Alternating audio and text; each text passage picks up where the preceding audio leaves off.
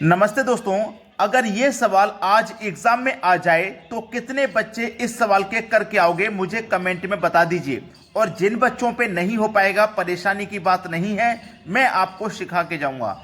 Video को पूरा देखना। चलिए स्टार्ट करते हैं। पहला सवाल, 2 साल में 2% प्रति वर्ष की दर से 808 रुपए के ऋण का वार्षिक भुगतान ज्ञात करें। वार्षिक भुगतान कितने साल के लिए? 2 साल के लिए 2% की दर से। देखिएगा, पहले वर्ष जो होगा वो मूलधन आप 100 मानेंगे, उस राशि को 100। अब दूसरे वर्ष 2% का ब्याज लगेगा 100 रुपए पर, तो वो कितना हो जाएगा? वो हो जाएगा 102। अब टोटल को जोड़िए तो ये हो गया भैया 202। यहां पे टोटल हो गया है 202, यहां पे हमें टोटल दिया गया है 808। ठीक है, 202 कितने के बराबर है? 808 के। हमें भुगतान पता करना है, यानी कि 100% का मान पता करना है। कैसे करेंगे? इस 808 में इस 202 से डिवाइड कर दो, 100% का मान निकालना है, 100 से मल्टीप्लाई कर दो। ठीक है, 202 से 808 कटेगा 4 बार में, और 4 का गुना 100 से कर दो, ये हो जाएगा 400, और 400 मिलेगा पहले ऑप्शन में। सवाल का सही जवाब आ गया। अब देखते हैं अगला सवाल। अगला प्रश्न है, 5% साधारण ब्याज की दर से 4 वर्ष में 10,750 रुपए की राशि देय है, तो वार्षिक किस्त क्या होगी? देखिएगा, पहले के लिए आप क्या मानेंगे? 100 रुपये। अब देखिएगा, 5% का रेट लगेगा तो 105, फिर 5% का रेट लगेगा तो 110, फिर 5% का रेट लगेगा तो 115। 1 2 3 4, 4 साल के लिए पूछा था ना, 4 साल हो गए।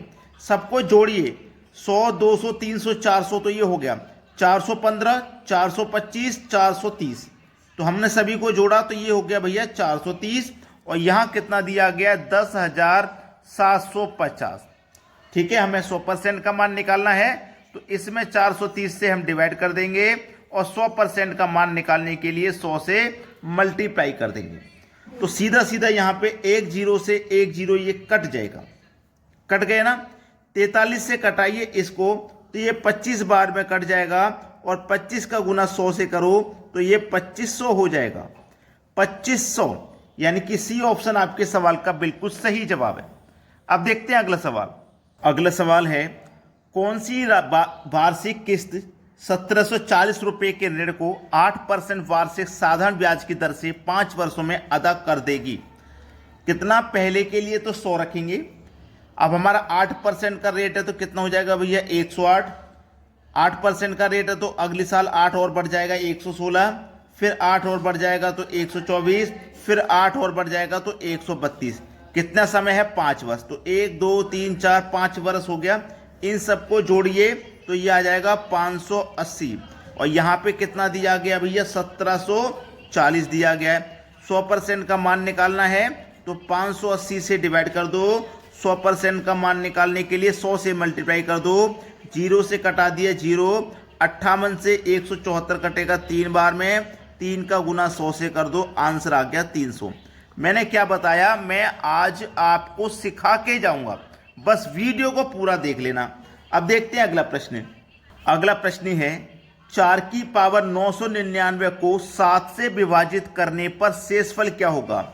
अगर आपने कोई भी एग्जाम दिया है तो आपको पता होगा कि यह प्रश्न 100% एग्जाम में आता है। तो इसको करने का सबसे सरल तरीका है, अगर पावर आपको सम दी जाए तो पावर पहले 2 रखिए, 2 रखने से आंसर नहीं आए तो 4 रखिए। अगर पावर आपको विषम दी जाए तो पावर पहले 1 रखिए, 1 रखने से आंसर नहीं आए तो फिर 3 रख लीजिए। हमारे पास पावर विषम है तो सबसे पहले हम पावर 1 रखेंगे। 1 रखेंगे, 7 से भाग देंगे। 4 की पावर 1 का मान 4, 7 से भाग देंगे तो नहीं जाएगा, भाग चला जाएगा, नहीं जाएगा। तो 1 रखने से तो आंसर आया नहीं, इस बार 3 रख लो। तो 4 की पावर हम कितने रख लेंगे? 3, भाग देंगे 7 से। 4 की पावर 3 का मान 64, भाग देना है 7 से। 7 निम 63। अब 64 में से 63 तक कट गया तो 1 शेष बचा। भाई शेषफल कितना बचा? 1 ही तो बचा। तो हमारा सी ऑप्शन सवाल का बिल्कुल सही जवाब है। प्रश्न सभी को क्लियर हो गया? अब देखते हैं अगला प्रश्न। अगला सवाल है, यदि x बराबर 14, y बराबर 15, z बराबर 17 है तो इसका मान हमें बता देना है क्या होगा। बेहतरीन सवाल। बहुत सारे बच्चे होंगे जो इस प्रश्न को पूरा देखेंगे ताकि उनको ये प्रश्न बनता नहीं है। चलिए इसको हमें करना क्या, ध्यान दीजिए।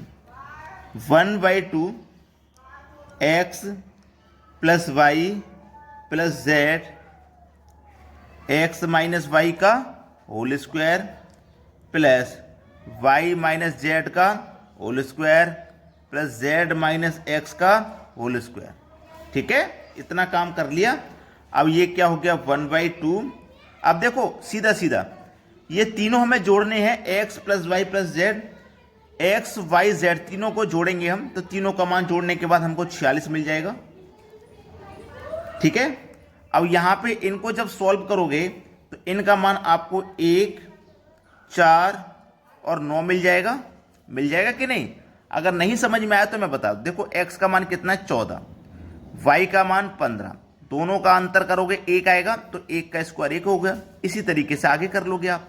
ठीक है, चलिए 1/2 इंटू 46 इंटू 9, 10, 14, यही तो है। चलिए 2 से कट जाएगा 14 7 बार में, 7 का गुना कर दो 46 से, तो 7 छिंग 42 का 2 हासिल लगे 4, 7 चौक 28 हासिल के जोड़ दो 4, तो हो गया 32। मतलब 322 प्रश्न का बिल्कुल सही जवाब है 322। बी ऑप्शन हो जाएगा सवाल का सही आंसर। अब देखेंगे अगला सवाल। अगला सवाल है, जब भी इस तरीके का सवाल बने तो मैंने बोला है आप ना ये चेक कर लीजिए कि जो फॉर्मूला है वो ऊपर बनेगा या नीचे। देखो ये आपके पास क्या है 0.253। अगर मैं इसको a मान लूं तो ये भी a और ये भी a, तो ये गुना हो रहा है ना, तो 3 बार गुना हो रहा है, तो मतलब a का क्यूब हो गया, बीच में प्लस का साइन है। ये b है तो ये भी b है, ये भी, ये गुना हो रहा है, तो इसका मतलब ये b का क्यूब हो गया। लेकिन ये दिया कहाँ गया है, बटे में, नीचे दिया गया है, तो इसका मतलब ये 1 के बटे में आंसर लेके आएगा, 1 के बटे में आंसर लेके आएगा। तो जब भी इस तरीके का बने तो आपको सीधे 1 के बटे में a प्लस बी कर देना। देखो a क्यूब और b cube, a plus b कर दो। हो सकता है कभी कभी यहाँ प्लस ना दे करके माइनस दे दे, तो आपको a माइनस बी कर देना, आंसर आ गया। ऊपर 1 रखना है। a का मान कितना भैया 0.253, ठीक है, प्लस b का मान कितना है 0.067, इनको प्लस कर देना है, आंसर आ जाएगा। कर दीजिए भैया प्लस। देखो 0.253 0.067, यही तो है, प्लस कर दो। 0 हासिल लगा 1, 6 6 12 का 2 हासिल लगा 1 3, ठीक है। 0.320, 0.320 किस ऑप्शन है भाई? किसी भी ऑप्शन में नहीं है। 0.320 किसी भी ऑप्शन में नहीं है। जब नहीं है तो कोई बात नहीं, परेशान मत होना। 1 के बटे में 0.320 किसी भी ऑप्शन में नहीं है ना, परेशान मत होइए। यहां से दशमलव को हटा दीजिए, दशमलव के बाद में 3 संख्या ना, तो ऊपर में 3 जीरो बढ़ा दीजिए, बढ़ा दिया ना। अब ऊपर है 1000, दशमलव हट गया तो नीचे कितना हुआ 320 हुआ। भाई 320 ही तो हुआ। यहां तक बात समझ में आ गई सभी को? किसी को भी यहां तक कोई समस्या नहीं होगी। अब क्या होगा, यहां पे देखो 0 से 0 कट गया, 32 से 3 बार में 96 कट जाएगा, 32 से 3 बार में 96 कट जाएगा। उसके बाद जो संख्या आएगी वो दशमलव में आएगी, और एक ही ऑप्शन है हमारा सी ऑप्शन, जो 3 के बाद दशमलव लगा रहा है। तो ये हमारे सवाल का हो गया बिल्कुल सही आंसर। क्लियर है ना सभी को? आज के बाद अगर एग्जाम में ये सवाल है तो छोड़ के बिल्कुल मत आना। वीडियो देखने के लिए आपका बहुत बहुत धन्यवाद।